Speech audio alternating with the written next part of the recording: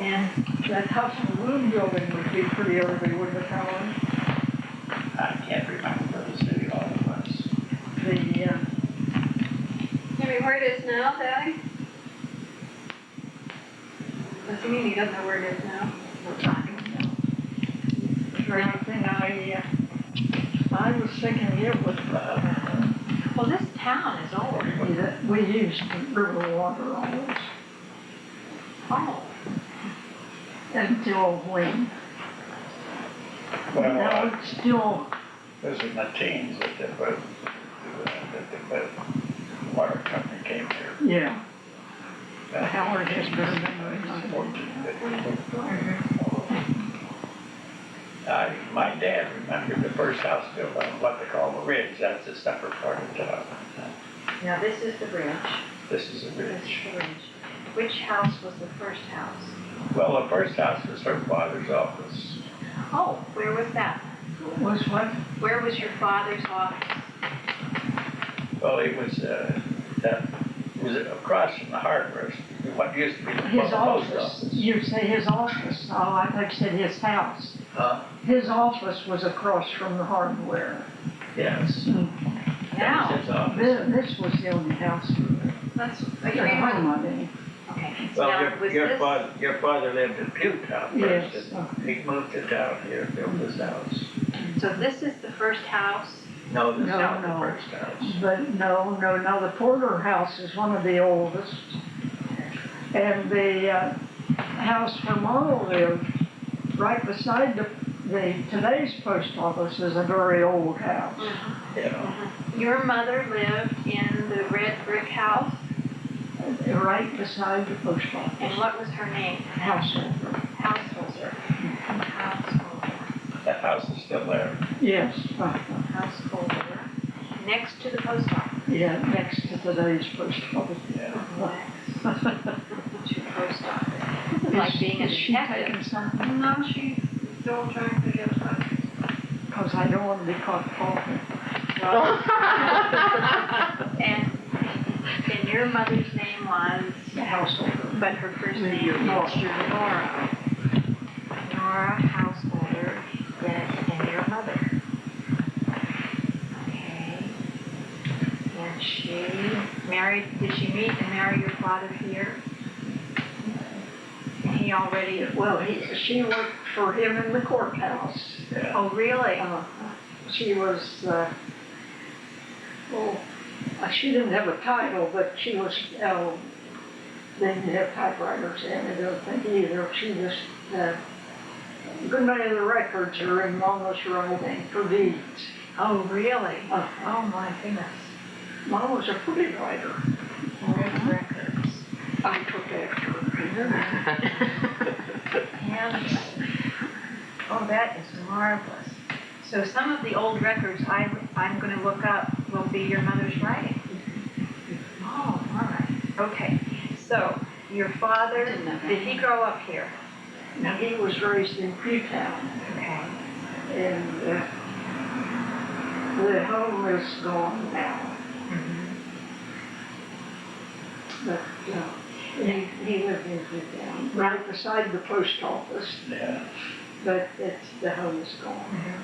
Now, did he read law or did he go to one of the universities? He read law with Judge Melvin, for one. And that's an old name. And I can tell you something about him. Pewtown, too. Yes, I went to, Tiny and my father took us to Wheeling one day, and we went to Judge Melvin's office in Wheeling, was near the McClure Hotel. Yeah. Now, this isn't for your record, because this is personal. He took them, and they had to climb up because they were building an elevator, and the elevator hadn't been put in yet. They climbed just steps and all with these two little kids. Now, going to Wheeling would be kind of a long trip. With the train, of course, then. Okay. So you could, change trains at Wheeling Junction.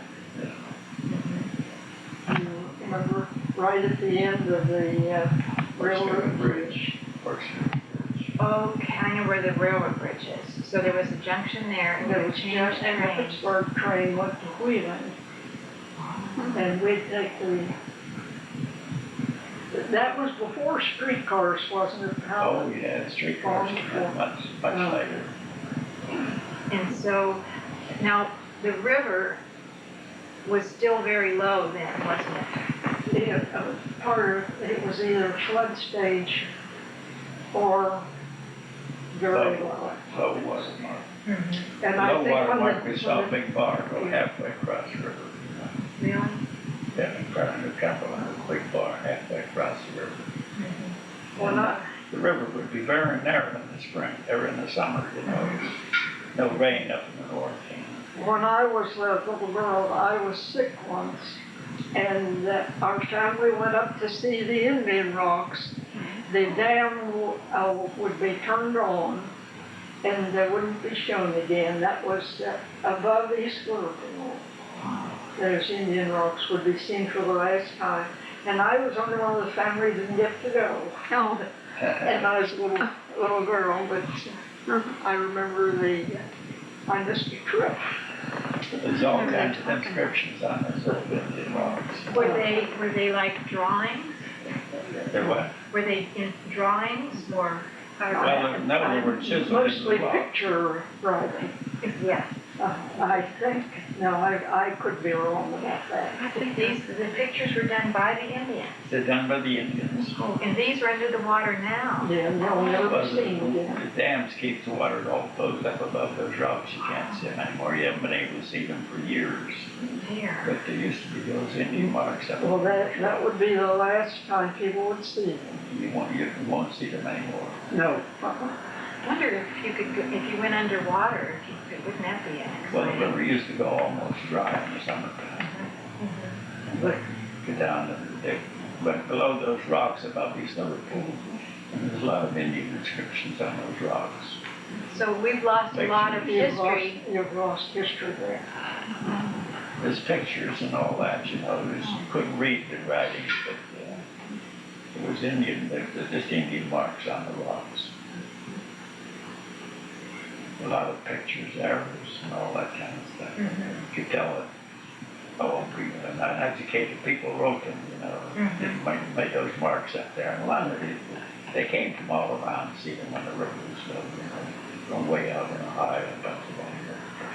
It was rendered in Indian inscriptions. So this was a very important place. Yeah. Is there any marker now that was there? I don't know. I don't know. The rocks may be gone. I don't know because they dredged the river so much, you know. Well, I don't See, there used to be a big rock across the river from the Cumberland, but that rock's gone now. Yes. I'd forgotten that. There's no inscriptions on it of any kind, but it was a big rock. It was around. But, you know, the government comes along and cleans the river out every once in a while. Dredge boats and everything, you know, they take all those old marks away. But I remember those Indian marks. I think I saw them. You probably did. I know our family went up. They had an excursion train to go. Yeah, that had excursions to see the Indian rocks. But Well now, were there any Indian kind of things down this far? I realize I'm jumping around, but I hadn't even thought about that. I don't quite hear that. Were there any Indian relics or mounds or old village sites here? No, not that I know of. Okay. now, There at was the Indian poor marks on farm, those stones across the river. now this is all, it may not be authentic, at the poor farm, Bigfoot crossed a trail from the poor farm to the river. Yeah. Now, I wonder if that can ever be verified. I've heard so many people say, and he came out right there at the water from Mineral Springs. and made a footprint in the rock. Yeah. I remember seeing that footprint. Really? Did you see the footprints? Yeah, it was supposed to have been in the sand, and of course it solidified, later years. And it was big Indian footmark in the rock. Is that what He you? was a I know that some of our folks said, my father said, his grandfather, I think, remembered seeing that Indian, and they hid, they were afraid of the Indians. Yeah. And then, Well, he and Adam Poe had a big Yes. fight above the globe. things come back to you Where after is a the while. globe? Huh? Where is the globe? Well, the globe was the last brickyard up here. It was right at the foot of that hill that goes down, Globe Hill. the Globe Hill. That's right. Just as the long road that goes up along the side of the river, and then takes it down to where that club is now, bar. Right, that was the foot of it. Well, the globe is right out on the riverbank of that. Now, this fight at this Globe Hill was between whom? So the Globe Hill is between New Cumberland and Chester. But you mentioned a fight? Huh? A fight? Well, there was a fight between Adam Poe. There was a man around here named Adam Poe. Adam Poe. Had a fight with Bigfoot right at on the riverbank of the Globe.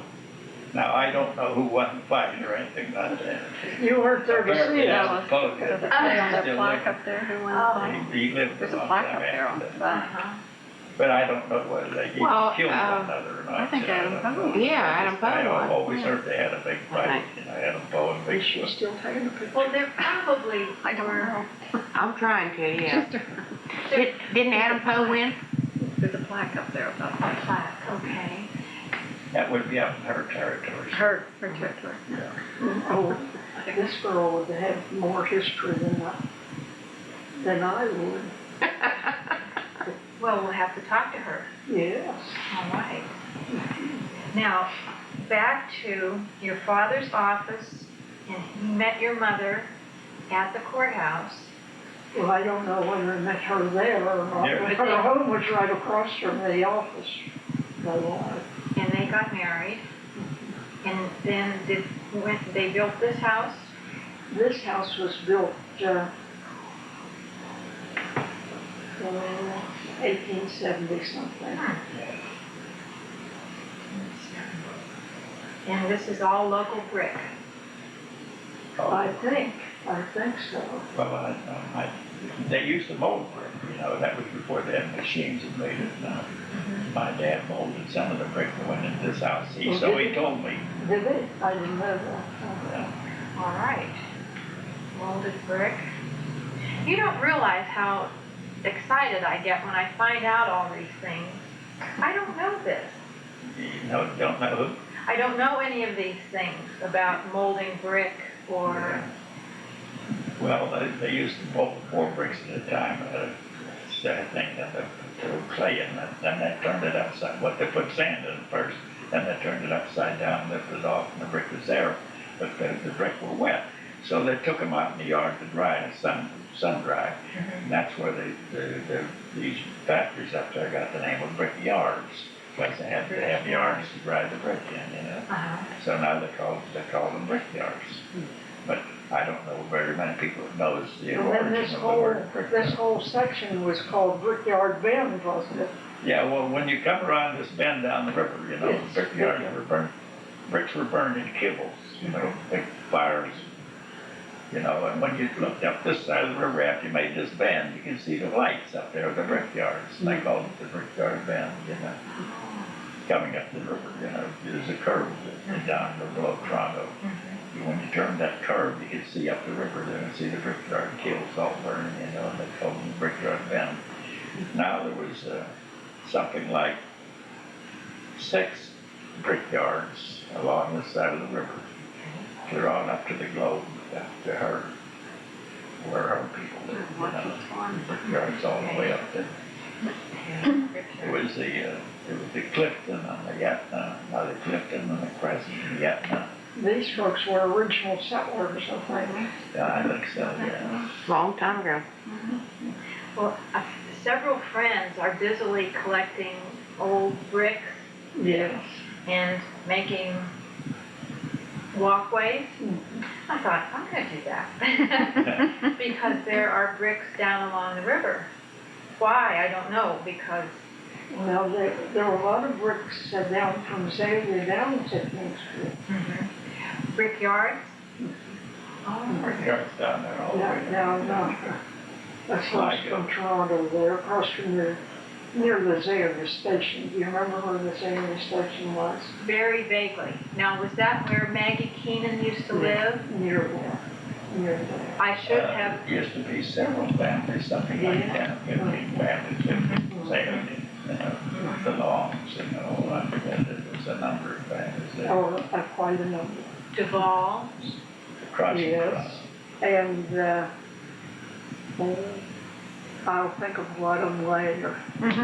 I have that kind of memory. I have a wonderful picture of Maggie and John Keenan. Maggie has on the long skirt. Did you ever make one? Yes, it's beautiful. I mean, it's just a lovely picture. And then I have another one of Maggie and her cow. And that is a fine picture.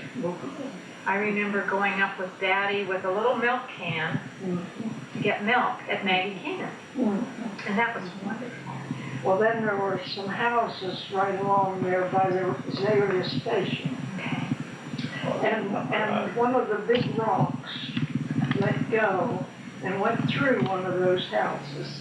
And that was the Johnny Will Evans home. I don't remember that. I don't remember hearing about it. Was anybody killed? No, I don't think that it went right through. And there was quite a settlement there, and that was the last of that settlement because of the, now this is right above your home, right above there. I wonder why that would happen. Well, I suppose thawing and ice and snow and probably a big rain or I don't know what. Okay. Now, It would come down pretty fast, of course, because that's a steep hill. right. That was all settled down in there, say, Sligo, you ever hear of Sligo? Yes.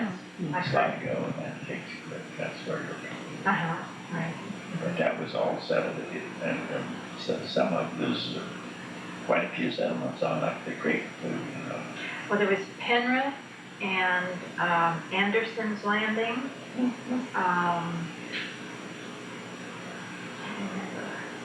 I'm trying to remember. When you mention things, I remember things I've heard. And Now, do you remember the church that was there? very vaguely, yes, I do. Well, usually the minister was the Methodist minister in town, went down there.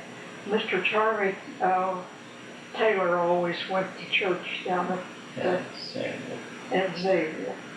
That's where he was raised down there. Now He's gone now. You have to walk or go on horseback? He would walk the railroad track All right. usually. He didn't have a horse, and it was before automobiles, so I expect. Now, how would you get, say, to Pittsburgh? On a train? Oh, a train. Train. There's two trains. You can get the train on the other side of the river, the train that goes there.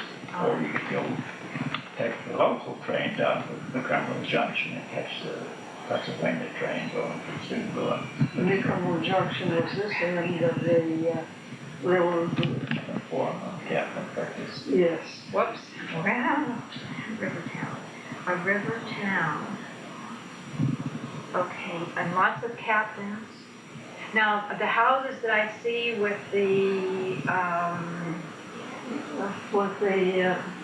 I call it a skylight. That was to observe the river. all right. And they had on the old Bambrick home, they had a big chair that they could sit on and look out at those windows at the river and watch the boats See, most of the people were interested in the boats. And then, Well, this was Rivertown too. Mm, So the captains would live here and working on the river. there were quite a number of, some of the families had 3 or 4 generations of captains. Yeah, Oh. it was, Maybe this is history in the making. I may be making it up. Did you say there are several generations? there's several generations there, and I'm trying to remember some of the names. Well, now the Robs, Rob? yeah. And this, they lived right back to us. And Mrs. Rob would run down with food for her husband that was on the river, captain on the river. She'd go with a, I suppose you'd call it a bushel basket of food, and she'd take laundry down to him too, fresh linen. She'd run through this field, and they'd row her out to the boat. Yeah. With her supplies. Isn't that wonderful? Now, if they were going to go down to New Orleans, say with a barge of brick, Yeah. that would be a week, 2 weeks? Maybe? Oh, it'd be more than that, I expect. Yeah. So They're floating, yeah. they floated clear to Cairo, Cairo, I guess. it Zero was, float. And then down the Mississippi. My granddad's supposed to make 2 of those And trips. I can show you some things. But now they didn't come back up the river on a boat. Well, they No, did. they come up on steamboats. Steamboats, okay, steamboats. That, and before that, they came by horseback. Horseback, yeah.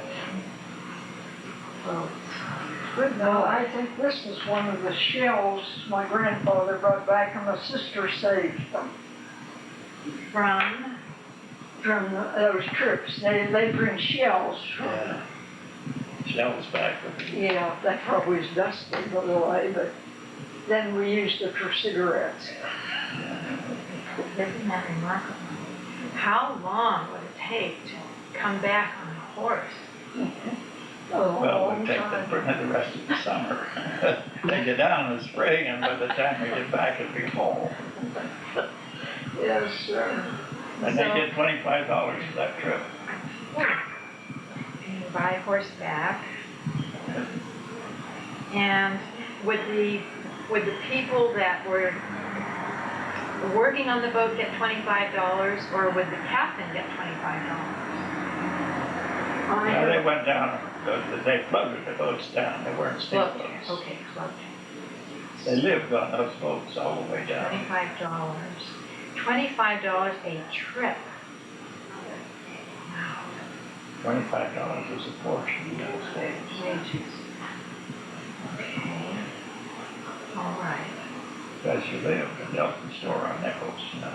Now, if I lived then, and my father took a load of brick down to New Orleans and was gone all summer, and I was a little girl, I was what, working in the garden, or what did I do? I wonder. What would my mother be doing? And she'd just be looking after her own family, probably gardening and everything else, preserving the things. So they would be getting the food ready for winter. And did everybody have a cow? Or? Most people did. Uh-huh. So that would be your milk. They had to come with cream, butter. Uh-huh. We had cows. Yeah. Now, did you have them here? Mine was on Second. Oh, wonderful. And the hillside was supposed to be fenced off, but they can always break the fences. We were tracing cows a lot. Uh-huh. Now, when you were a little girl, what little jobs did you have? Running errands to the store. We'd run for potatoes, or we would run for bread, or we would run for flour or sugar. And very often we'd have to count the people coming down the street with my father from the courthouse, because there were no restaurants there. And so Mom would know how many places to put up at the table because they'd have to hurry back to the courthouse. So your mother was feeding his clients. She would Well, have them to lunch.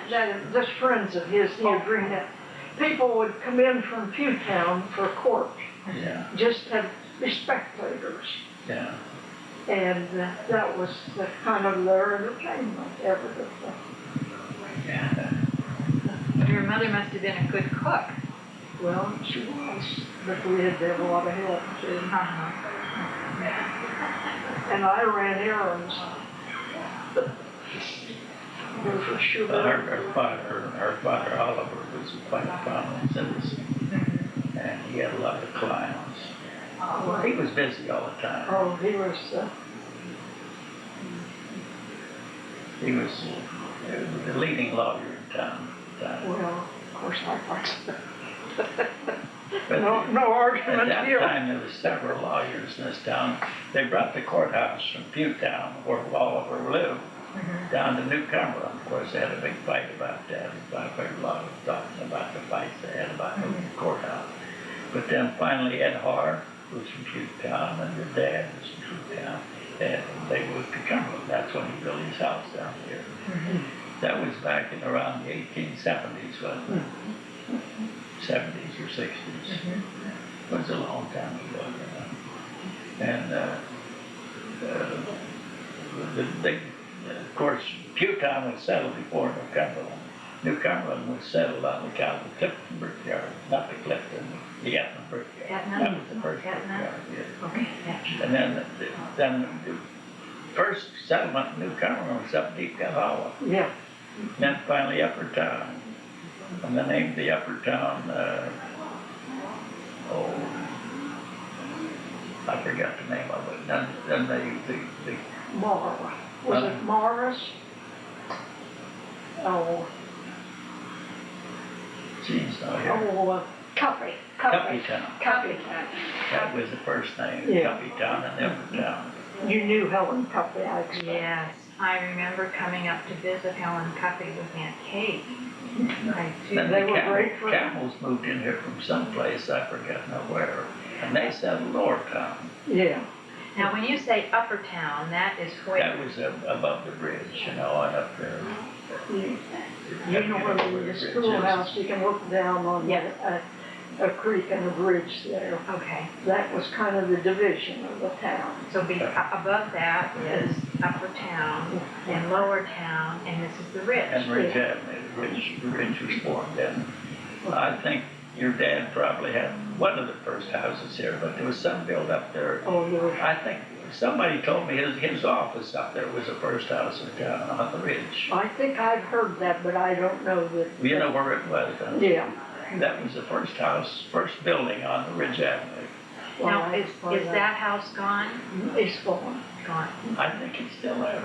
Oh, is it? Yes, it's still there. It's rebuilt, but it's still there. I don't know. Somebody rebuilt it, you know. I think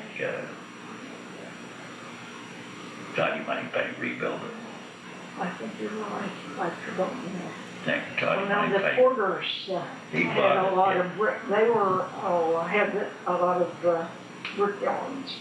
And the Porters lived next door. Then Mary Porter's family lived down the street a little from that. Those are old homes. The first brickyard there, I think was the, Etna? no, I'm trying to remember the name of it, but the Moneypennies from Empire moved across when they discovered clay on Would it be the Cuppy side. Town? Huh? Would it be Cuppy?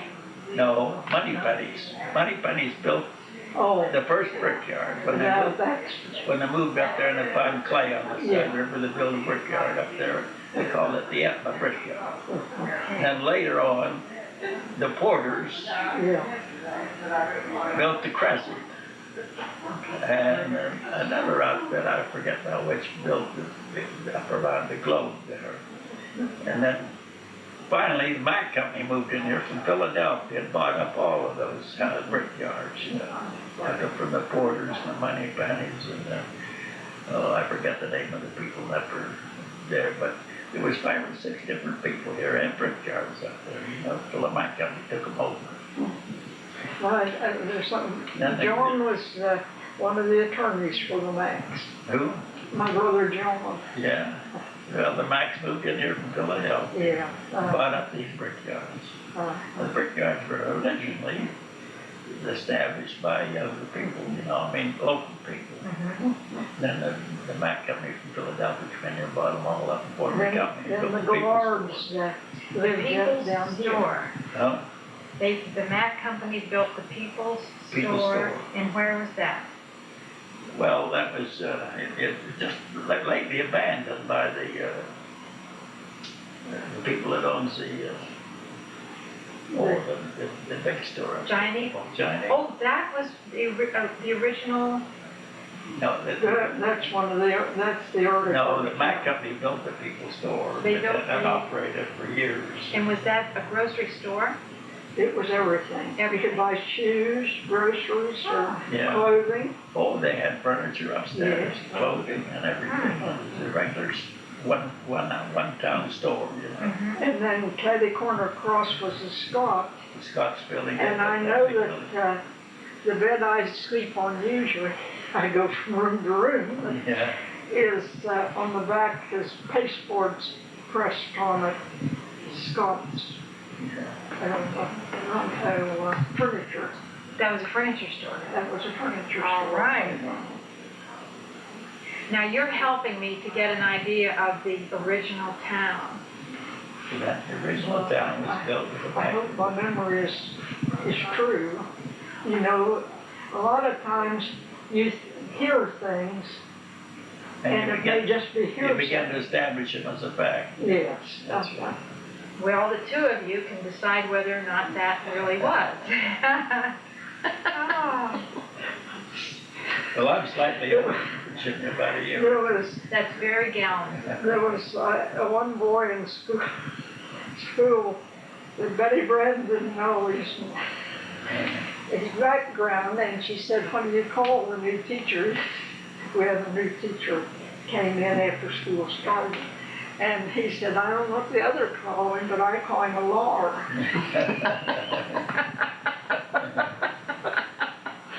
He was evidently got in bad with the new teacher. So Betty Brand could tell it funnier than I can, but I just laughed at you. I don't know what the others call him, but I call him Lamar. So there. Now, you went to school in the school up here. How many people would have been in your class? We were in the same class. Yeah. And how many people? Well, it was about 25 or 30, between 25 and 30. Now, was each, And I think 16 graduated. Was it 16 graduated? Well, in Virginia, I didn't graduate.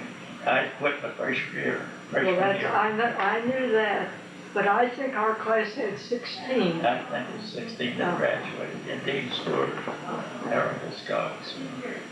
I remember a lot of them. Tom Donovan. Charlie Shutter. Charlie Shutter went on through school with me, didn't Yeah. he? Yeah. I know most of our class went on. Charlie was president of our class. now, when you quit school, you probably did it to go to work. Well, mostly in those days, you know, your education in a high school here was equivalent to a college education because they had Latin, the languages and everything in high school. Now all the high school today is a preparatory for college, but in those days it was a preparatory for life. And I quit I had a chance to get a job. I quit on the first day of school. I was promoted to the sophomore class, but I quit on the first day of school and went to work for Wood and Steel. I worked for them until 1962, 49 years. I could have added violin. He was better educated than most of us. Well, in a lot of ways, I got my education as working in the office of Wood and Steel. Now, you're bound to get an education if you work in an office, you know. If you try to learn to get on your next job and so on, you know, you begin to get an education. I don't know that I had a better education than they did, but I quit in the first grade of high school and went to work. Well, Worked there that's- for 49 years. So you knew old Mr. Weir? Oh, I was his office boy for a year. Really? Yeah, E.T. Weir. Yeah. Virginia, I remember come over one Christmas when I lived across there, and I had a present from E.T. Weir for Christmas.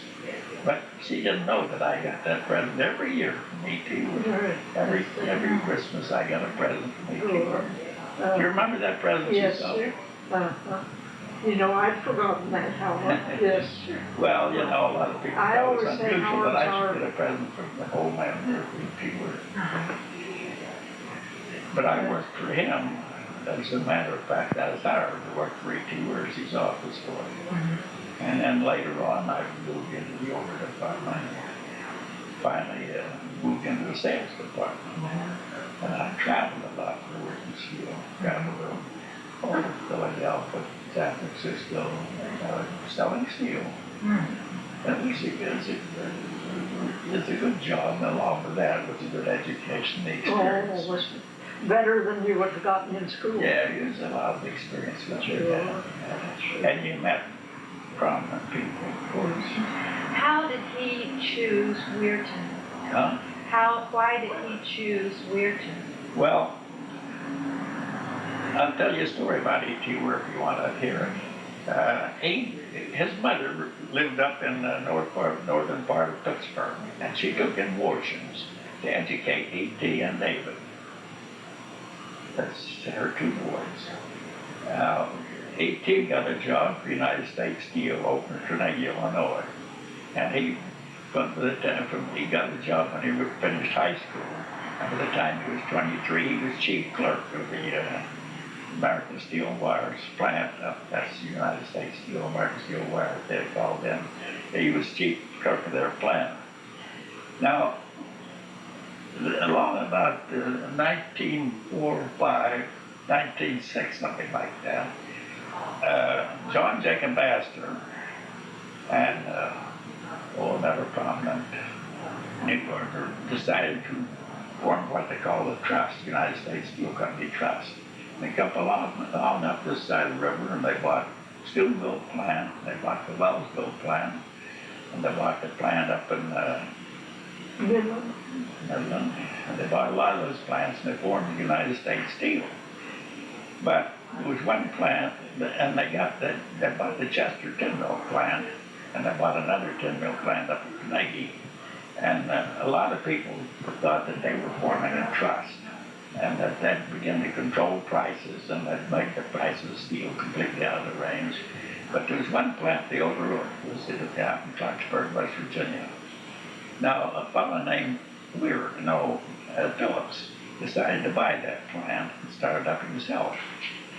Now, it had been down for about 4 years, and Phillips bought it and remodeled it, made a tin mill out of it, and he hired E.T. Weir as his chief clerk from the United States Steel. Weir moved to Clarksburg as his chief clerk. Well, Phillips went over to Philadelphia, and he got a lot of orders for these tin plates he was going to make. And he had those orders in his pocket. Now, and together with that, he had the check for the steel that he was going to furnish. Now, that check was $80,000. He had that in his pocket, and he crossed the tin mill yards out there, railroad yards. The train went over and killed him. E.T. Weir went out there and took that check out of his pocket, went back into the office, kept the company running. But they were running on a creek out there. Now, they remodeled the plant, they built it up, but they didn't have enough water in that creek. E.T. Weir come down here, somebody had signed Ferguson, invited him down here, and he looked at that river and he said, "My God, look at the water out there." And that's what he wanted. He come down and built his tin mill right on the riverbank. That's the first tin mill down there. Built that tin mill on the riverbank. Now, August Boff and some of the... Now, what was it? It was called Holiday's Cove then, right? No, it was Crawford's Crossing. Crawford's There was a Crossing. station there called Crawford's Crossing. Now, Cy Ferguson owned that land And I don't know who Cy Ferguson was or where he came from, but he owned all that land. And he invited E.T. Weir to come down and look at it. He looked at it and saw the water. And he built his first tin mill right out on the riverbank. And he come down there, and E.T. Weir worked on building that out there himself. He came down from Pittsburgh in working clothes. And he helped install that mill. He put in a lot of them. He fastened it to the floor and gave it along with the local workers that he got here. But he did a lot of work right out there in that mill himself. You know, you're here listening to history now. I'm just so excited, yeah. Yeah, And that's, he built that tin mill almost by himself, you know. Of course, he hired fellows to help him and all that, you know, but he put in a tin mill. He put in 6 mills. 3 on one side. where does the Ferguson come in? Where does the Ferguson? Ferguson owned that land that E.T. built Rivertown.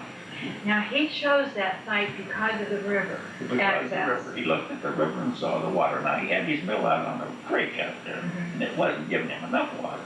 When he saw the river, he said, my God, look at the water I got here. So he put his mill right out there next to the water. So then he was shipping steel or the Would it be tin plate or? tin plate. Tin plate, well, he first made tin plate, and he bought his steel out from Youngstown. He had his steel come in He from would Youngstown. buy, okay.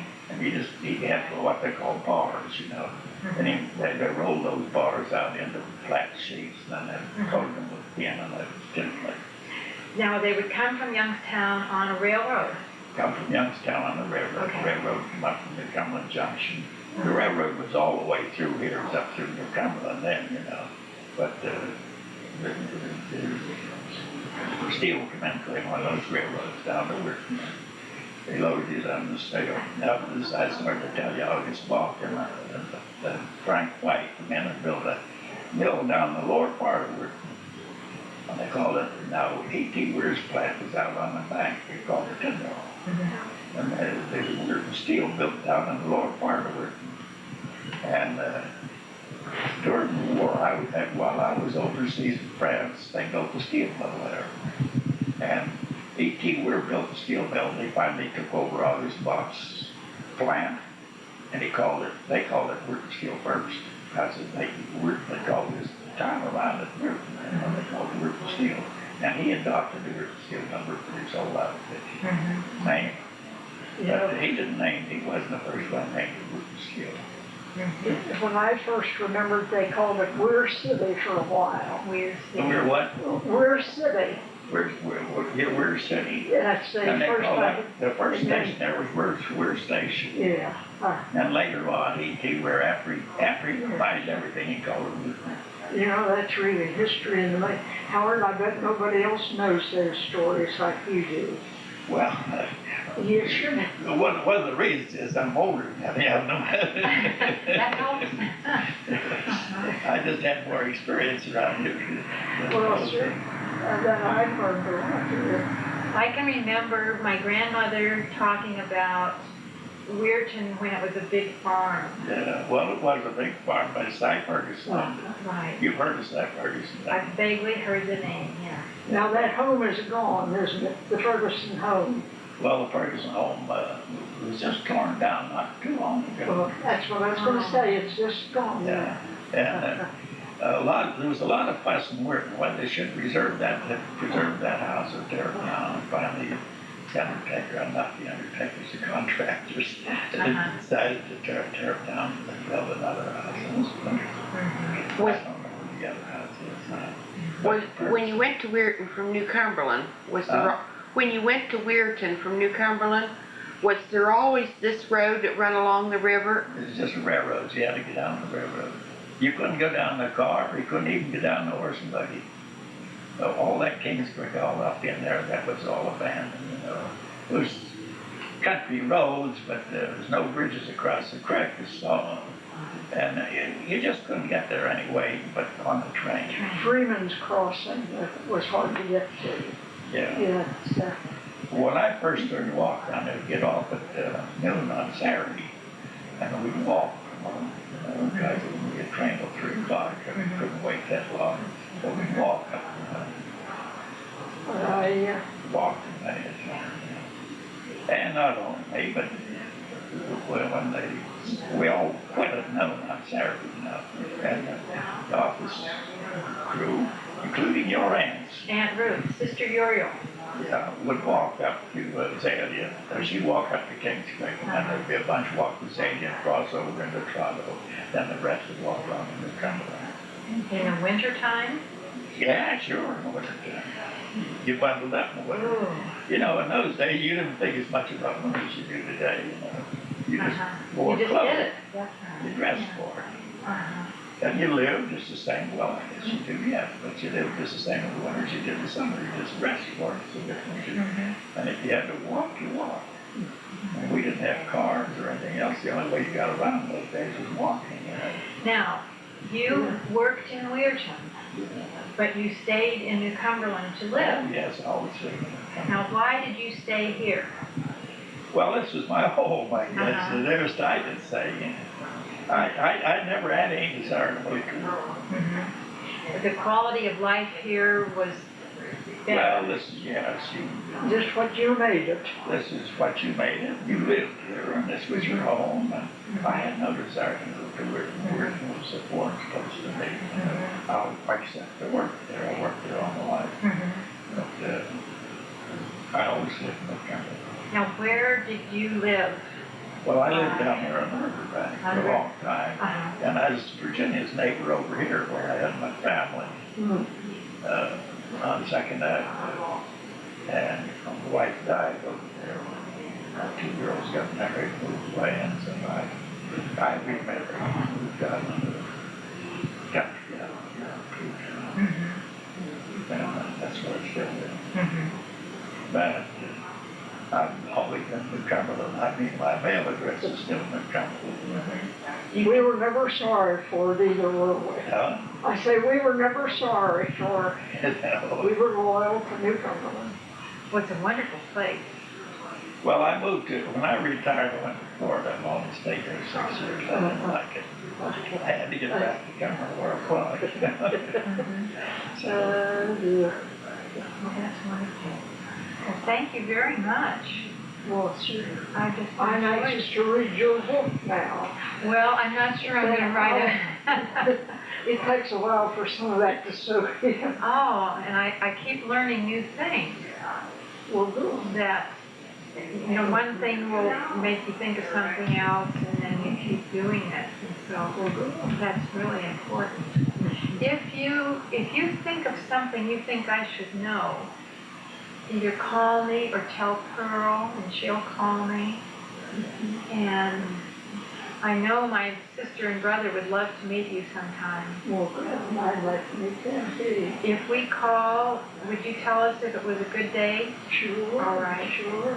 Because they would just be My thrilled. days are almost always good. Good days. I'm not very active. Uh-huh. It's, yes, I'd be glad to. Uh-huh. Well, if you were having company or something, you Well, would that's, tell me that. That's fine. I'd like for some of my nieces and nephews to be here sometime when you come. Wonderful. Do you have much family still here? No, not at all. And I'm the last of the family. Now, we have nieces and nephews, but that's all. So it makes you kind of stop and wonder why. I've known them all, I knew them all. Yes. Tiny, We went all through school together. Tiny and your brother and I were great friends. Oh, you and Tiny were good friends, yeah. And Tiny was right active. Yeah, he was. He wasn't the student that Howard was. Well, Virginia and I went through this through school in the same class. No, she caught up to me, I think, in the grammar school. I don't We used to know. have what they call a grammar school, that was in 10th grade. Now they don't have that anymore, but we had a grammar school. Now, did you have separate classes, or did they have classes combined? No, you had separate classes. You had your A and B classes. Now, I don't know whether they put the slow ones in the B or the A, I don't know. But I know we had two, see, we had one teacher for the room. And she'd teach one while the other studied, Then she'd come back and review the one of the studies, you know, put them through their lesson again. But the one teacher had 2 classes, and she just worked between the 2 of them. That's the thing I remember about the class in 1 grade. And we had 9th grade. That was called the grammar school. They had eliminated that. So 8 grades for grade school, and then the 9th Well, we had grade. grammar school, and then if you passed in grammar, you went on to high school. Now, I peddled papers all those times, and I almost missed getting promoted to high school. Oh, Miss Brandon, she said, Howard, I don't know whether to promote you or not. You missed so many classes. She said, well, I'll tell you what I'll do. I'll give you lessons. Now, she stayed in after school for about a week, giving me extra lessons. good. And I passed all of them, and she promoted me to high school, but I only spent 1 year in high school. I knew Now, could we get together again some afternoon? I did very Would well. that be all right? What? Could we get together another afternoon? Well, sure, I got plenty of afternoons. Great. Oh, that would That be old saying, wonderful. time is of the essence, isn't with me either. That's all we got this afternoon. We have lots of it. I'm learning too.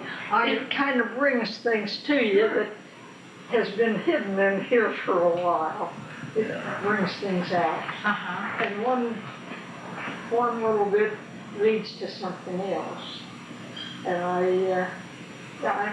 I really enjoyed this. Oh, I really enjoyed it. Well, I can sort of see this, you know, and that makes it really exciting. But I'll ask some more questions about where old houses were. I'll talk to Mary Porter, and maybe we can start to work on this little map, and I'll bring that to show you. You know, along Ridge Avenue, most of these houses are still here. They're all the same houses. I don't, now the Camel House was torn down from the church here. Chapel House is the only one that I know of that was torn down. Oh. And they built a church there. But the rest of them are all the same houses all the way out. I grew up along the ridge, and I just remember every one of them as kids when I used to put the papers along the street. Oh, so you know all the Yeah. names. No, one's on Sure. really. I remember a lot of the old names, you know, people that moved. Sometime, if you would write some of those down, you know, the original owners of different houses. No. I think that's not tape because As far as I the had to owners are ask him over concerned, I to know write the down. people that lived in them, but I wasn't sure they owned their houses. Okay, all right. I couldn't give you the owner's name. But what I'm thinking of are how they would relate to the town. Well, most of them were prominent citizens. You remember Bum Householder and all those, and the Porters and all those, they all lived in those houses. Yeah. See, Mama was born in the house there, right beside the post office. She knew 2 homes, that one and this That one. was Householder Place. Uh, What was Bum, her nephew or her, What'd you say? what was Bum Householder? Was He was Mama's, nephew, no, brother? yeah. Mhm. Was he brother? Brother. Yeah. They called him Thumb. Well, I don't know where he got the I don't nickname, either. but he got the nickname name of Bum Householder. That wasn't his name, of course. No. Uh-huh. But that, I remember, that's all I remember of him. I only remember his name, Bum Householder. That's marvelous. But that was Mrs. The one doctor married her daughter, and Yeah, McClue. McClue married her yeah. daughter, their Bum's daughter. Wilma and Ruth Householder, where they had a home at the end of this street. Yeah. And I forget, the other one married the oldest guy that built this house on Mildred Householder. Mildred Household. Dean House. She married a doctor. And, yeah, Wilma married the doctor, McClue. McClue, yeah. Well, then the other one married the superintendent from this job. Yeah, What was his name? I forget. Ruth, her husband was, Garrison. Talking about Ruth Garrison? Yeah, Boyd. Garris, Boyd Garris. Boy cares, yeah. It takes the next generation. Well, she's got a memory. Well, I'm pretty. Sometimes I can't remember who I am, so I have to ask her. Oh, Oh, dear. that's wonderful. Well, thank you very much, and if we could come back someday, I would be really thrilled, and we'll see what we would. And we have two good witnesses here. Okay. 3. Oh, all right. Hopefully. Very.